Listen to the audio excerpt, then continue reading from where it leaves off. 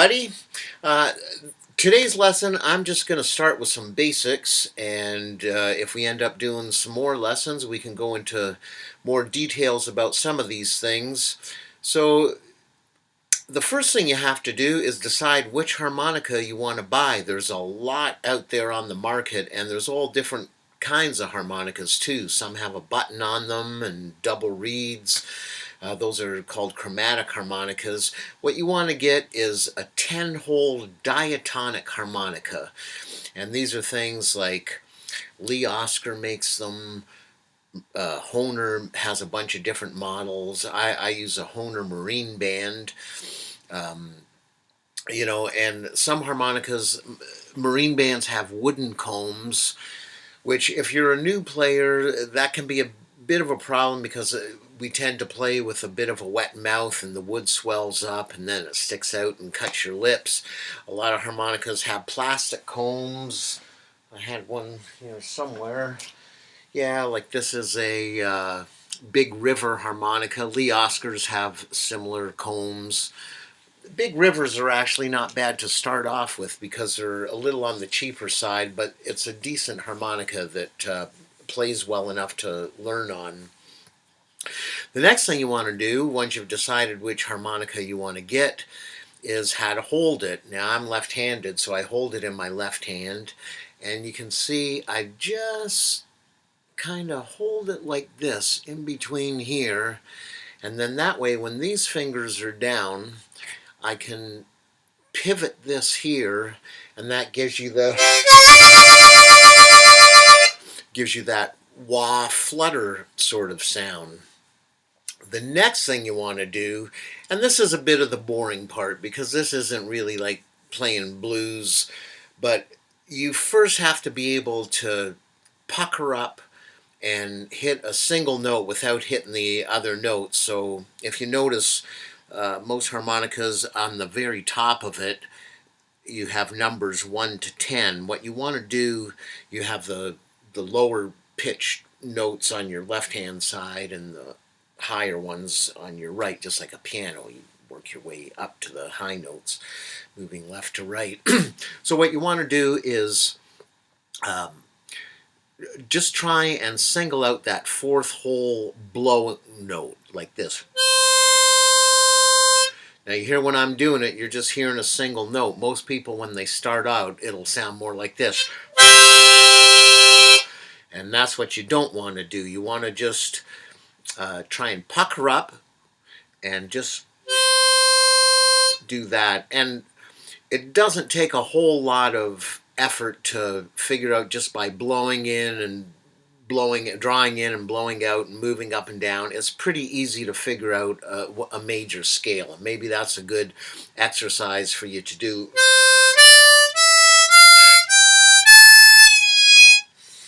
Okay, so that didn't go well. My harmonica clogged up, as they sometimes do, so here's a different harmonica, same key.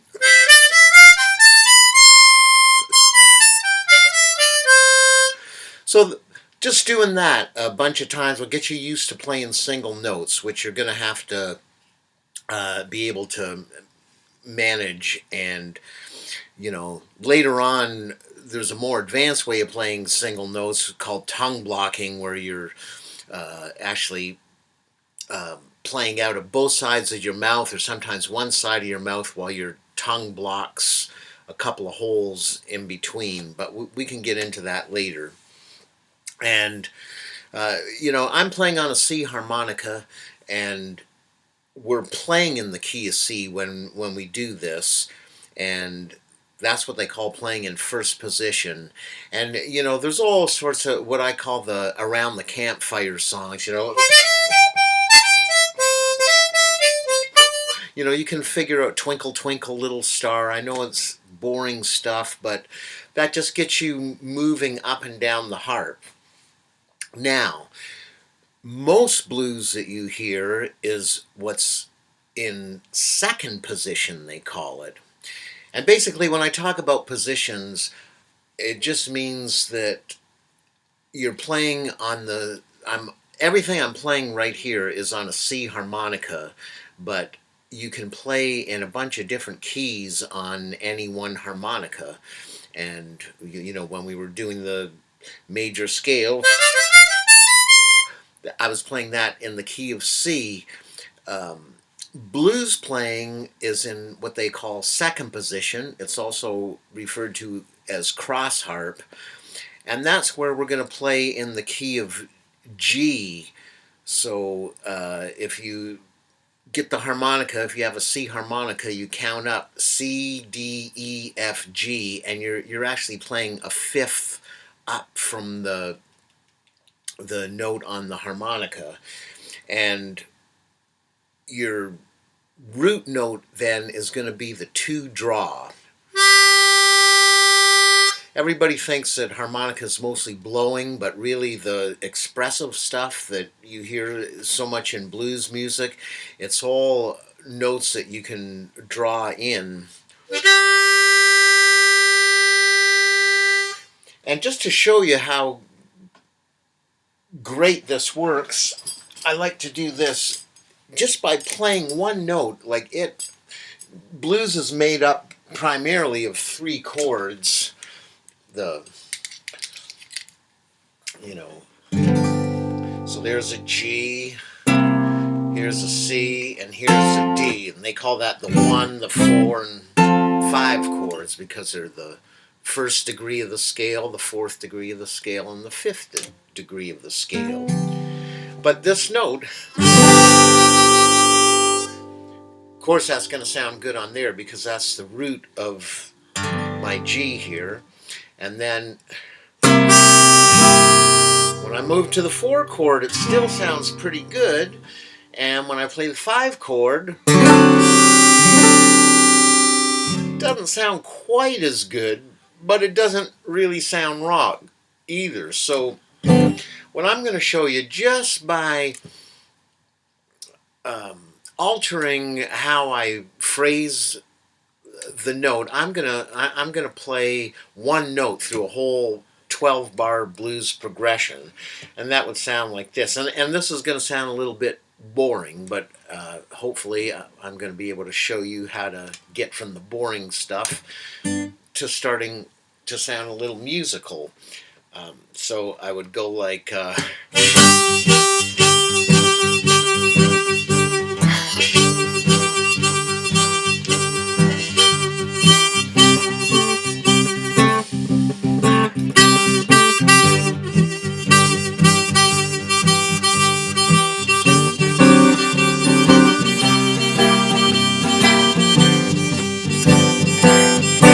Well, I know you're thinking, that sounds horrible. What's this guy showing me?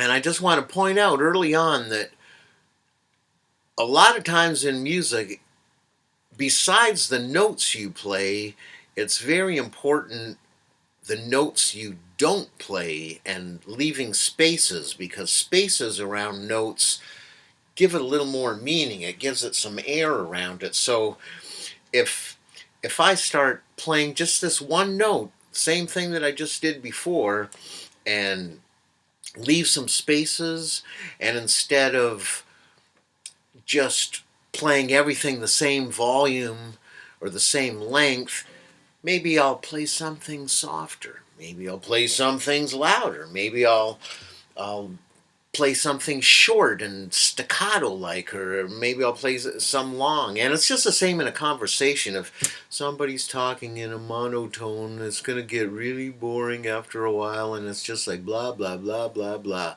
But you know, you can make conversation sound interesting, and when you're playing music, that's what you're doing, is you're having a conversation.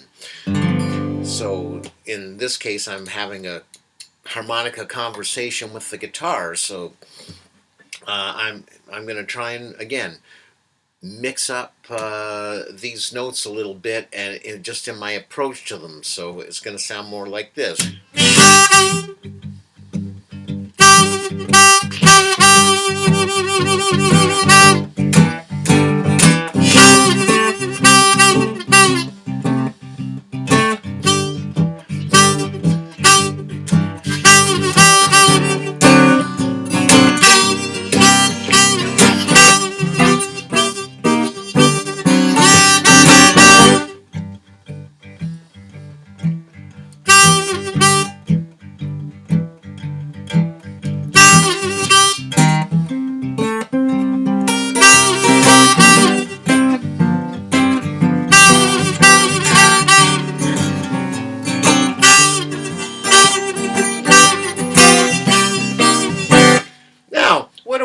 added,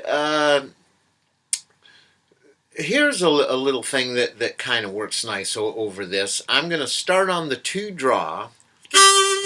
I'm going to blow out on the 2. And then I'm going to draw in on the number 1 hole. And then just go back. So it's going to be like...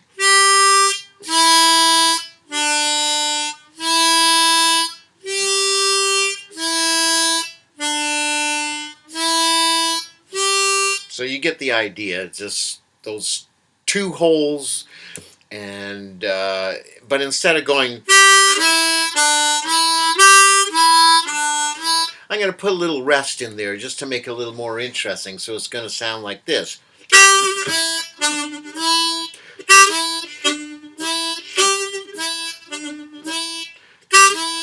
So we go like this.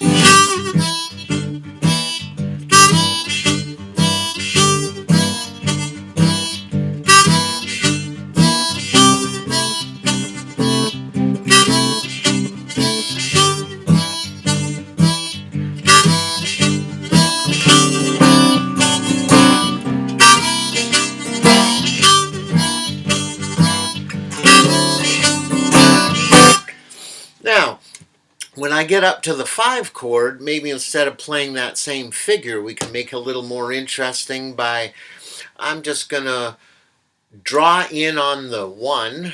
And when it moves down to the 4 chord, I'm going to blow out on that 1 hole. And back to my figure. So we're going to sound like this. I'll speed it up just so we don't have to endure hearing this simple thing for too long.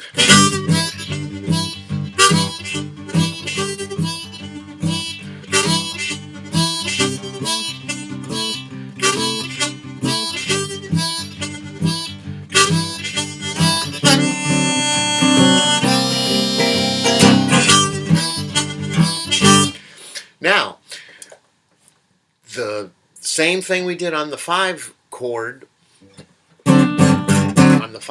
here, where we were drawing in on the 1 and then blowing out on the 1 hole. The same thing works an octave up, which is on the 4 hole. So you start on the 4 draw.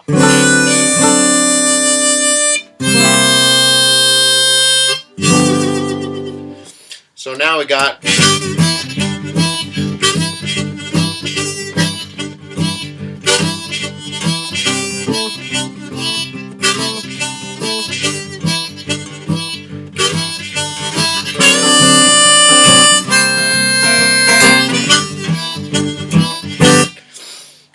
So now you're starting to use a little more of the harmonica, and just earlier when I was doing the 1-note solo through the whole thing, rest assured that either that 1 draw or the 4 draw, that all works on over all these chords.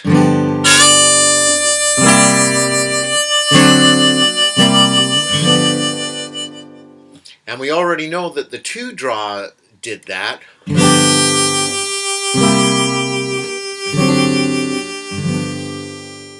So now I could just randomly get through a 12-bar verse just using those notes. And I could also throw in the, we also know that the 1 draw, the 1 hole and the 4 hole draw is the same note. They're just octaves apart. So just using those 3 different holes, the 1, the 2, and the 4 hole on the harmonica, we can start to do things that are just starting to sound a little bluesy.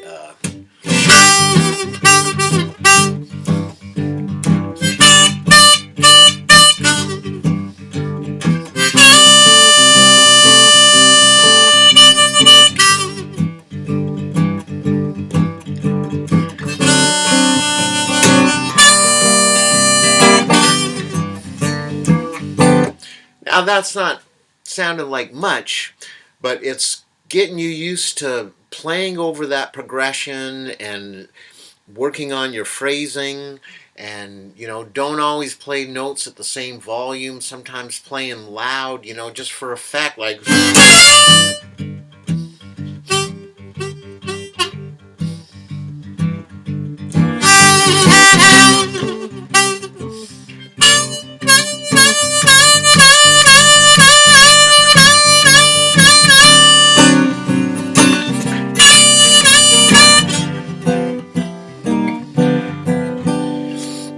And now I'm going to show you probably the hardest thing about blues playing, and that's bending notes.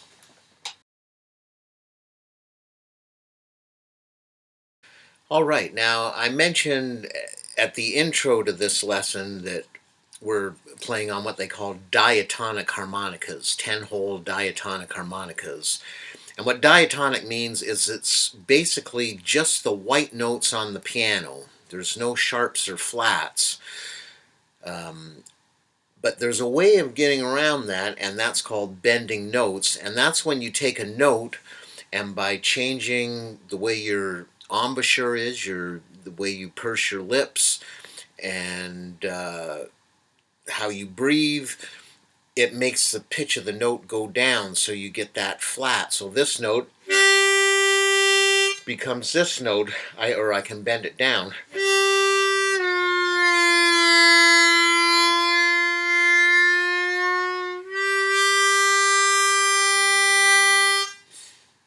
And basically what you're doing, like if I were to just mash the harmonica into my lip like this, you can hear that sound changing, but of course you don't see guys playing like that, and there wouldn't be much control over it. So what happens when I mash this into my lip is what's happening is the hole is actually getting smaller, and when that gets smaller, it's changing the direction of the airflow. And this is a tough thing to get, and I have a few ways to describe how to do it. The first is just picturing your lips when you're drawing in, and say we're going to start on the 2 draw, and we're using a C harmonica. So I'm going to play that 2 draw, and you see when I play that, my lips are very relaxed, almost as if you were whistling.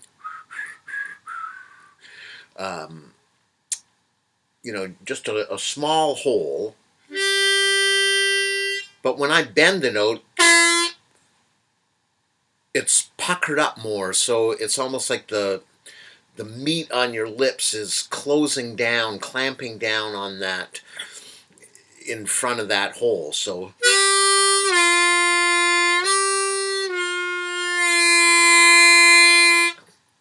you might be able to hear that I'm actually getting 2 separate notes in there, and that's true. There is, on that particular hole, there are 2 different bends that you can do. That's an open note, first bend, full bend. Another way of describing this is if you're holding the harp here and you picture the air just coming in straight when you're playing an open hole, without turning your head down, picture the air coming from down here, and so it's almost like you have, like sipping through a straw almost, it's aimed down there. So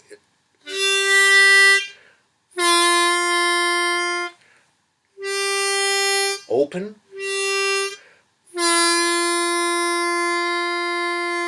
I notice when I bend, I also seem to, my tongue lowers in my mouth, it gets very relaxed. You don't have to play too tight, and it's tough at first because you're using muscles that you don't usually use before. And once you get that, and probably at first you'll just hear it bending slightly, but if you can do that, you're doing well. And then what you can do is just try moving up each hole, and you'll find that even some holes are a lot easier to bend. For example, the 6th draw bends quite easily.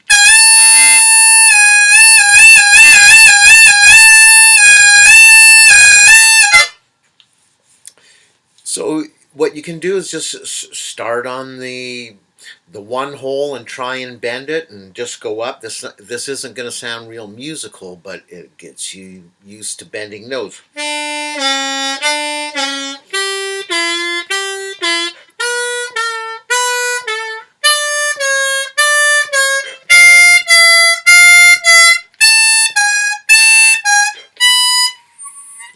You don't really want to go past there because they're just going to choke up on you from then. And I mean, that's not to say they can't be bent, you know, when you get into playing in the high registers.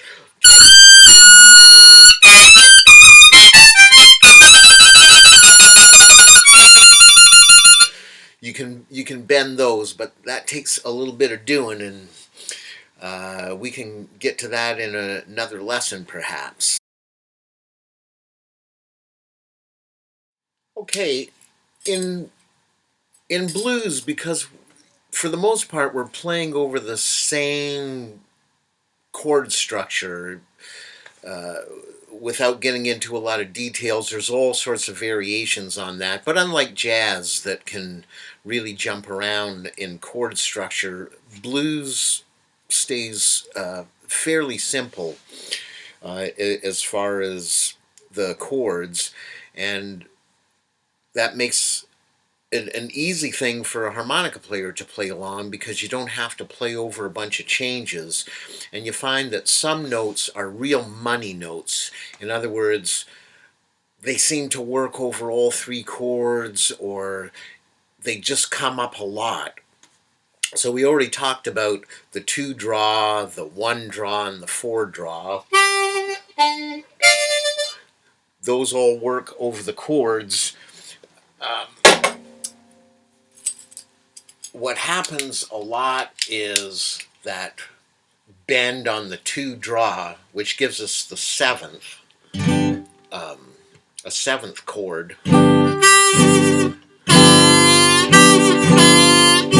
See, when I bend that down, this chord becomes this chord.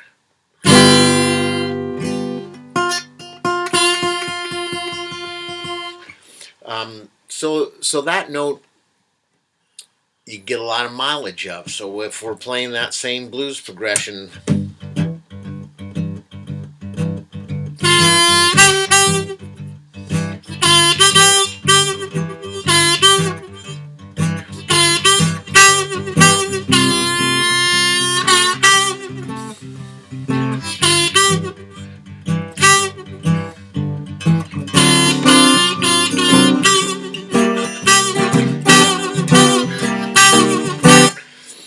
so there I was just using the 2 draw and the 2 bend. Now another note that is important is the 3 bent, the number 3 hole draw bent.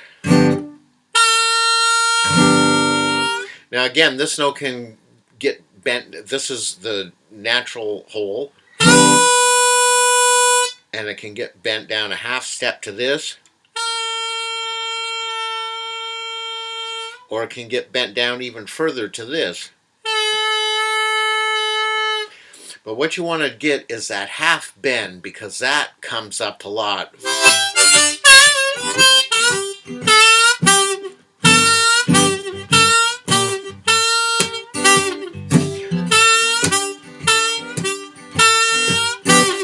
So just using that half bend on the 3 hole, the full bend on the 2 hole, and the open 2 draw, I'm going to mix those up and see what it sounds like.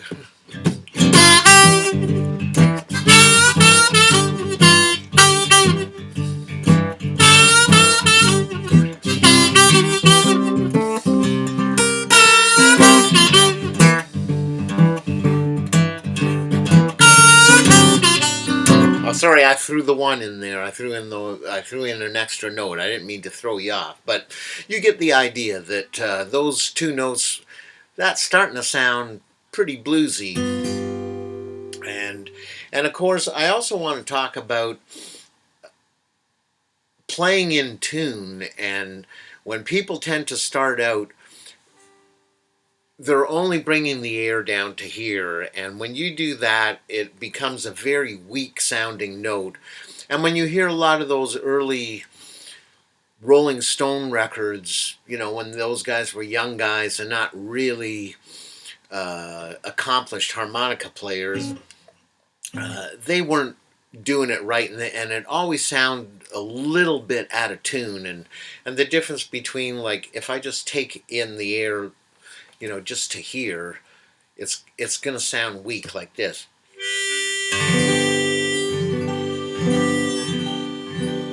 Not quite in tune, but if I open this up and bring the air all the way down to my diaphragm, suddenly the sound becomes a lot richer.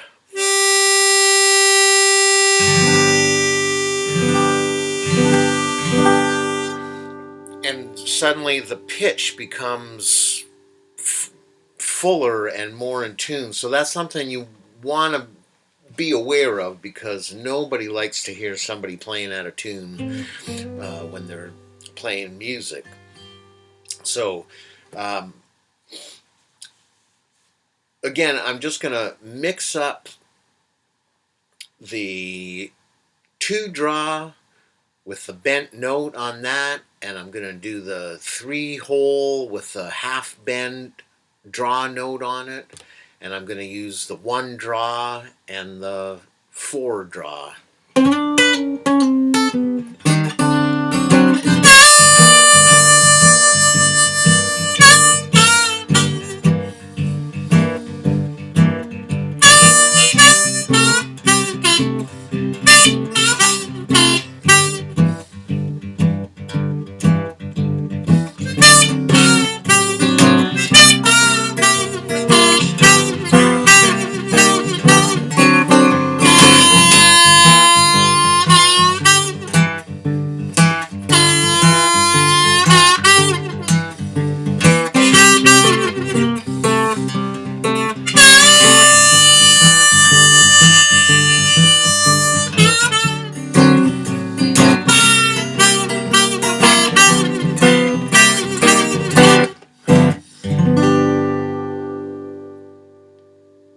So just keep experimenting with bending notes.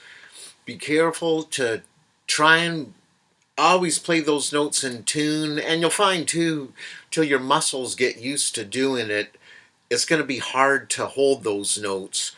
And another exercise you want to do, because it's a lot easier to play an open hole and then bend that note down, it's a lot harder to hit that note bent and hit it right on the money. So and you're going to have to hit those notes. So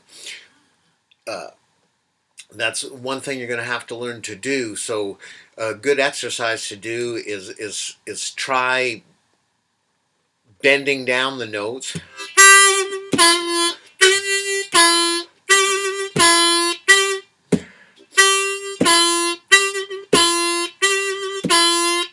And now do the same thing, but do it backwards, where you're hitting the bent note first, and it sounds like this.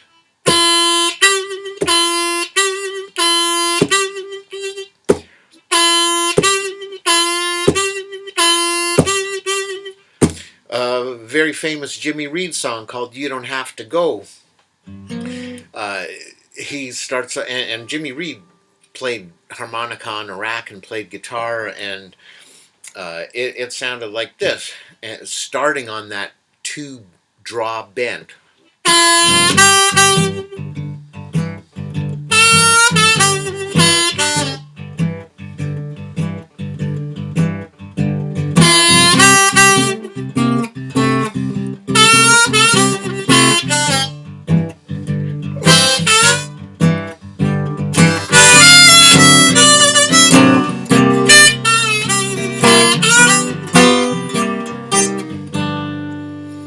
So that's a good one to learn. Now I'm going to tell you about trills and chords.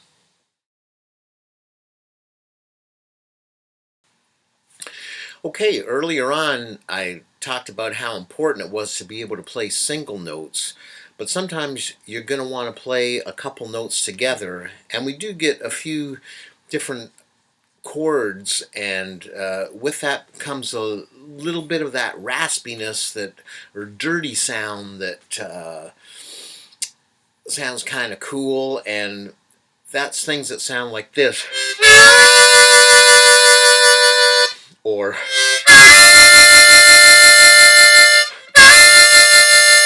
so there what I'm doing is I'm playing the 4-hole draw,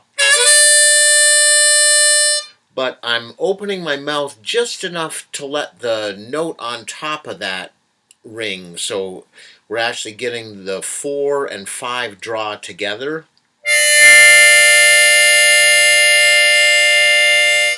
You can hear the two notes, and they sort of waver a little bit, and that's kind of a cool sound. And you can also do that on the 3 and 4 holes. So here's just a 3 by itself. Here's the 3 and 4. And a lot of times, I'll use those chords if I'm backing a singer, and if there's a keyboard player or an organ player, chances are as the song goes by they're playing a chord. But if you're maybe in a duo or something where a guy's just playing guitar and he's singing along and you just want to add some color, you certainly don't want to start riffing and playing licks over what he's singing, because that's just going to get in the way, and you never want the music to fight the singer or anything like that. So sometimes just softly as chords go by, I might just go.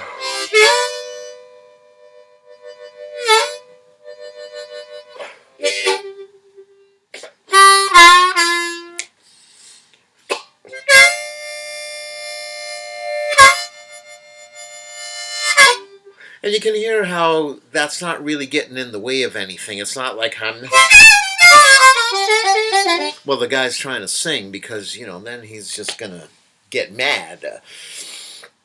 Um, and those same chords, you can use them when you're soloing too, or any way that you want. But now, instead of playing them as a chord, if I were to toggle back between those two, between like the 4 and 5,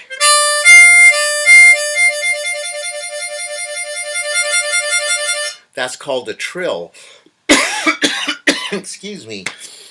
And same on the 3 and 4.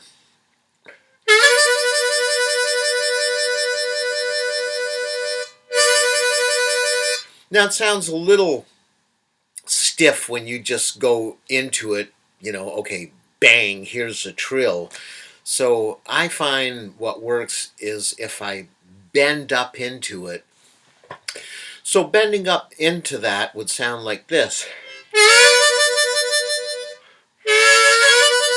I'll do it real slow.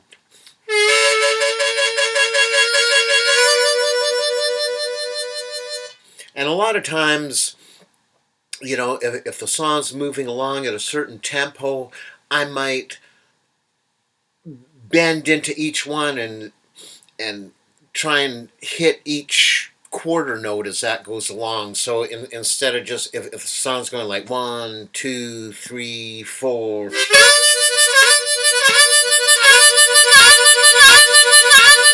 as opposed to just going.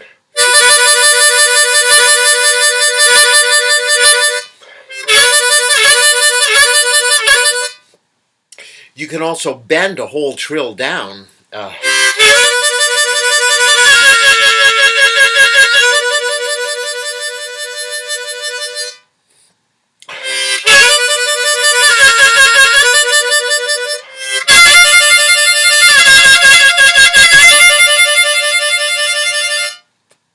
Earlier I mentioned the phrase tongue blocking, and we're not going to get into that just yet.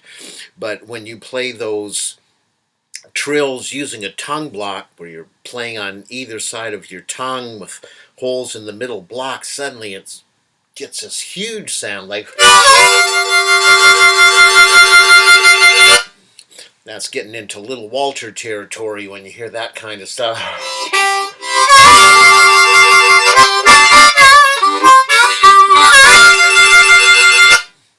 But for now, just try bending those trills.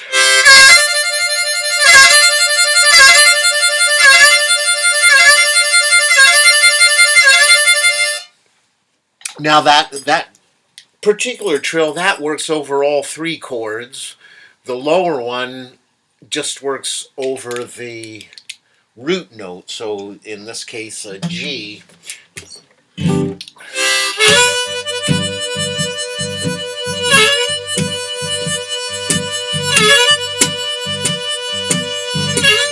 On the 4 chord I could go up to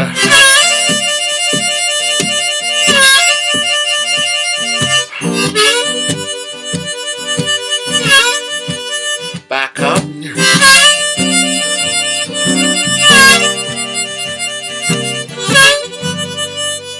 Or I could,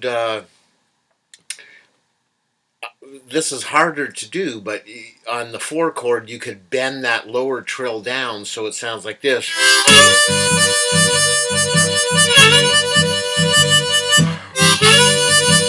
By the way, trills are really hard to do on a rack. I don't usually do these, but I need to show you the chords so you can hear.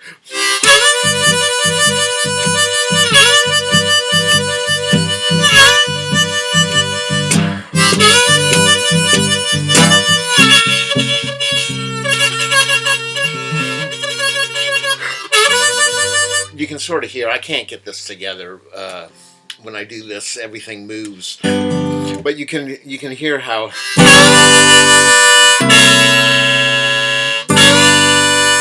instead of playing a trill, I'm just playing the chords here.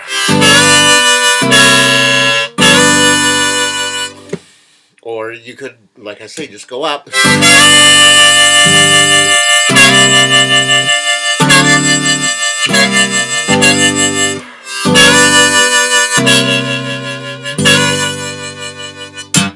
Now you might notice that you're hearing vibrato when I play, and that's something I don't do consciously. It developed over the years. I mean, I know when you bring the air all the way down there,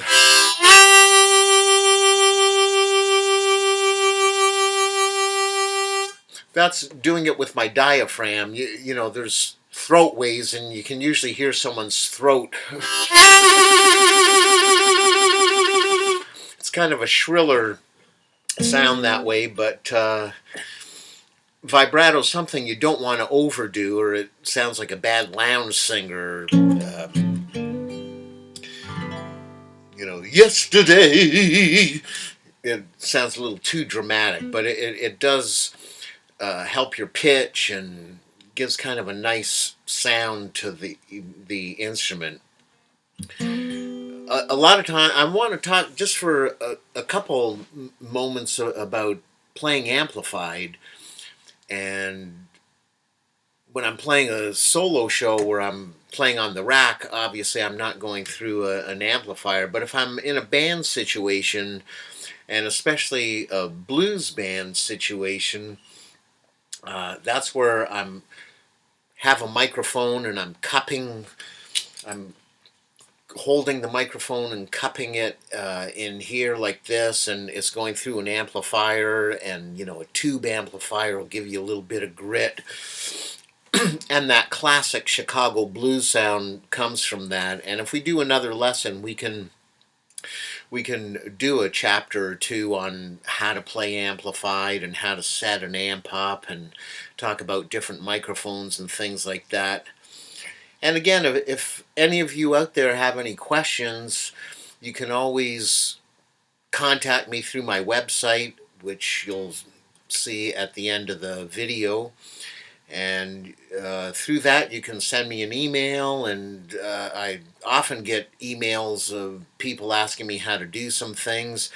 I don't always have the time to get back to you right away, but I'm more than happy to help. And uh, I should also let you know I also give one-on-one lessons through Skype. So if you'll find as you go along playing, I'm just giving you some real basic info today. But as you go along and playing, you might get to a spot where you have a specific question that, wow, if only I could do this, if only I knew that next step of what to do. Well, then maybe it's time to take a private lesson. And, I've got two options on my website, an hour-long lesson or a half-hour lesson. And sometimes just a half-hour lesson, and that doesn't cost you too much money. You can cover quite a bit of ground, and I always found when I was learning that if a particular hurdle, that suddenly it would open a whole bunch of doors and other things would come together.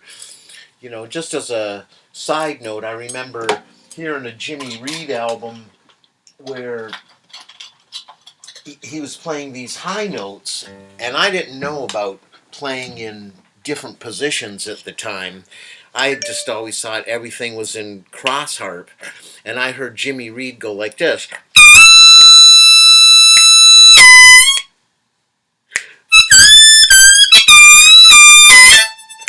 So I'd pick up my cross harp, corresponding cross harp, and I'd find those notes, and I'd go.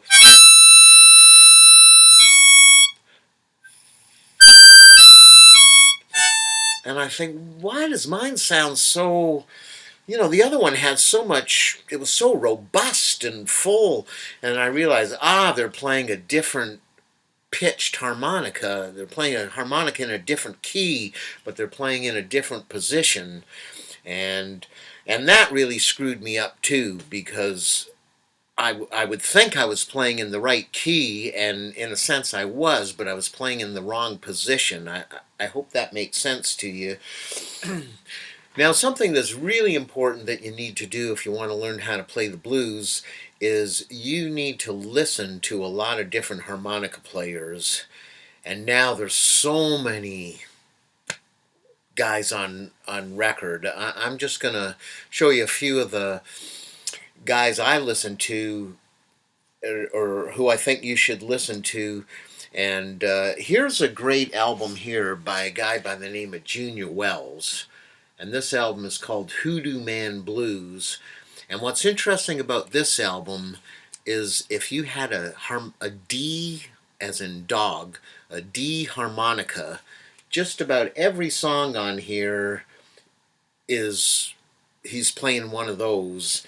And I certainly don't mean to take anything away from Junior Wells, because he is such a fantastic player, but his style is a simpler style. He doesn't play a lot of notes, and I found that I remember learning off that record, and a lot of licks were pretty easy to learn. And, sometimes you might hear a whole passage, and your mind might not be able to decipher it, but there might just be one little bit of that passage that you hear and you think, oh, I like the way he does that little thing. Well, then just learn that little thing and try and fit that into different parts of the blues progression, and you might surprise yourself that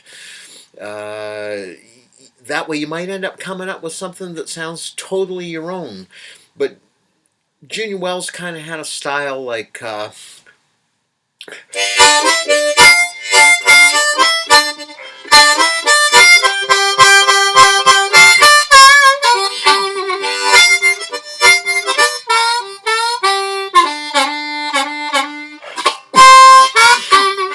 he played a lot of tongue block chords and things like that.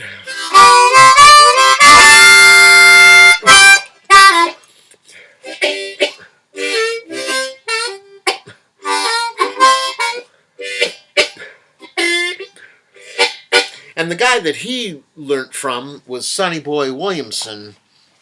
And there's two Sonny Boy Williamsons. There's a guy that recorded in the 30s whose real name was John Lee Williamson, and then there was this guy whose name was Alec Rice Miller, and he took the name Sonny Boy Williamson, and he had a lot of songs. The whole British rock and roll movement that happened in the 60s with bands like the Yardbirds, the Rolling Stones, and the Animals, they were all heavily influenced by Sonny Boy Williamson, because a lot of the black American blues artists were going over there in the early 60s, late 50s, early 60s, and doing concerts. So these people got to see them firsthand. And Sonny Boy Williamson, he had a fairly simple style too, compared to guys like Little Walter or Charlie Musselwhite, Paul Butterfield. The list goes on and on. But Sonny Boy had a very percussive style. You would hear him do things like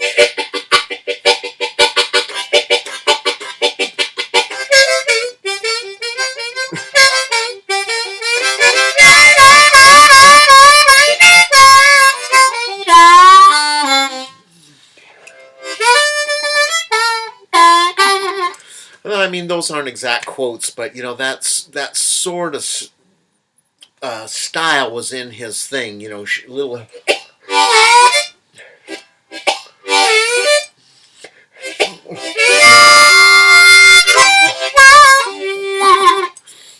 And I'm considered by many to be the best.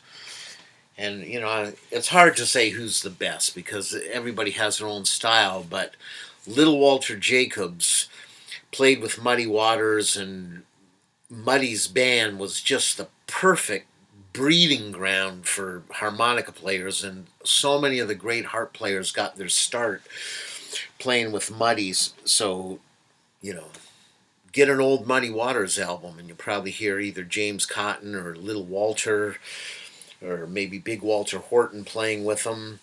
And what I did, as I discovered these artists, I would just live with these records for a year or two and just try and play as much as I could. And Little Walter, I mean, God, he was just so inventive. I mean, he really was a virtuoso, and consequently, his stuff is a lot harder to hear. I mean, you might hear him do something like.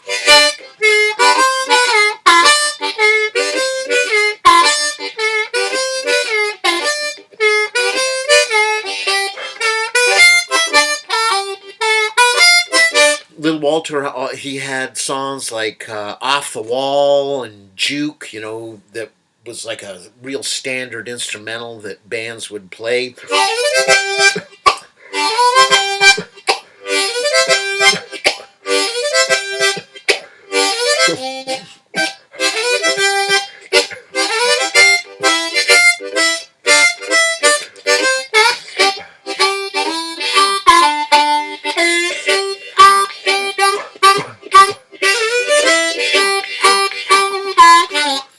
Etc., etc. It's just every lick you ever want to know is on a Little Walter record, and like I say, it's a lot harder to pick out what he's playing because he played a lot of notes and he did some mighty fancy bending. But again, if you ever have any questions about a certain thing or you can't even figure out what harp it's in, shoot me an email or something and I'll try and help you out. Jimmy Reed was another guy I listened a lot to, and he was great too. Because usually when you're starting out, you don't have harmonicas in every key, so just get yourself like an A harmonica, a C harmonica, and a D harmonica to start out, and you're probably got a lot of the bases covered. But what was interesting about Jimmy Reed, because he played on a rack while he was playing guitar, a lot of times he would just have an A harmonica with him, and most of his songs would be in the key of E, where he's playing in cross harp. You got me running, you got me high, those kinds of songs. And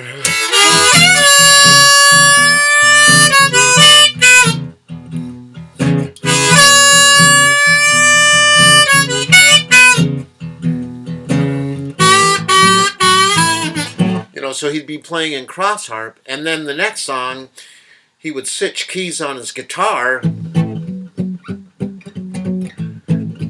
where he's playing in the key of A, but he's switched to same harmonica, playing in first position.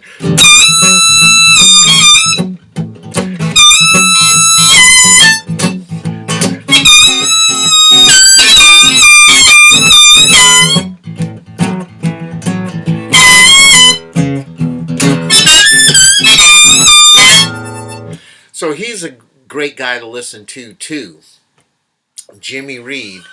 And again, there's so many different guys out there. You have to find the one that really resonates with you and maybe follow that path for a while. One of the first guys I listened to was Sonny Terry, and he had he was used to playing on street corners and stuff. He came up in the 30s and 40s, 50s, and so he had a very rhythmic style because he wasn't playing in a big band. It was just him and either Blind Boy Fuller on guitar, and then after Blind Boy Fuller died, he worked with Bryan McGee as a duo for the next 45 years, something like that. And he had so many great rhythmic things like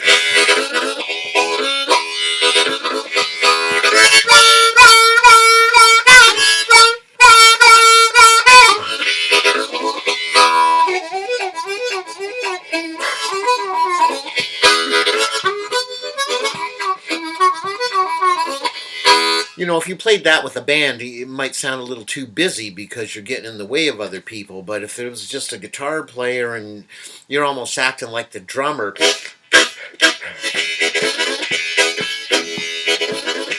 or percussion, you're like the shaker guy, but you're also playing chords and melody. And of course, the thing that Sonny Terry was famous for is he'd have all these hoops and hollers in his playing, and he'd mix them up. He'd say, there's about 7 or 8 different hoops and hollers in here, but when I get through with it, you won't know what's a harmonica and what's him hooping and hollering. And he would sound like this.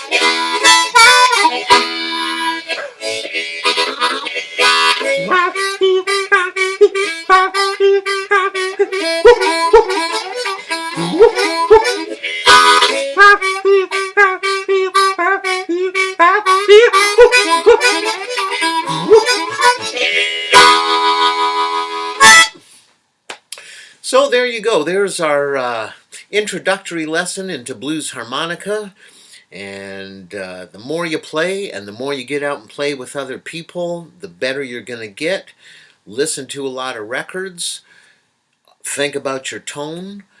Try and hit the notes in tune when you're bending. And try not to play too busy. If someone's singing, you wait for that spot. Don't play over top of them. And the more you play, the better you're going to get. So maybe I'll see you again for another lesson, or I mentioned earlier I give lessons via Skype on the computer, and you can get that through my website. And thanks to the Paisley Blues Society for having me here, and I look forward to hearing you one day.